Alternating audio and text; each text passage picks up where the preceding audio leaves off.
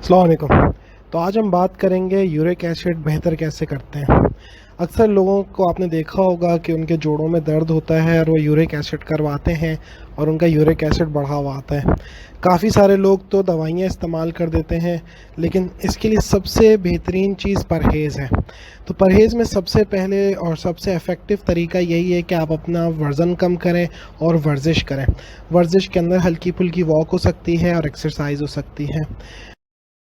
देखा गया है कि जिन लोगों का यूरिक एसिड बढ़ा हुआ होता है उन लोगों को शुगर की बीमारी, कोलेस्ट्रॉल, ब्लड प्रेशर बढ़ा हुआ होता है, गुर्दे या दिल का मसला होता है। तो इन चीज़ों का कंट्रोल भी बहुत ज़रूरी है अगर आप चाहते हैं कि आपका यूरिक एसिड बेहतर हो। कुछ दवाइयाँ ऐसी आती हैं जिससे यूरिक एसिड बढ़ जाता है, मसलन एस्पिरिन हो गई, कुछ पेशाब आवर दवाइयाँ होती हैं, कुछ टीबी की दवाइयाँ होती हैं। तो ऐसी दवाइयों से या तो बचें या ऐसी कोई मुतबादिल दवा इस्तेमाल करें अगर आपका यूरिक एसिड बढ़ा हुआ है तो। सबसे बेहतरीन चीज़ ग़िज़ा में परहेज़ है। वो सबसे बड़ा और अहम किरदार अदा करती है यूरिक एसिड के कंट्रोल में।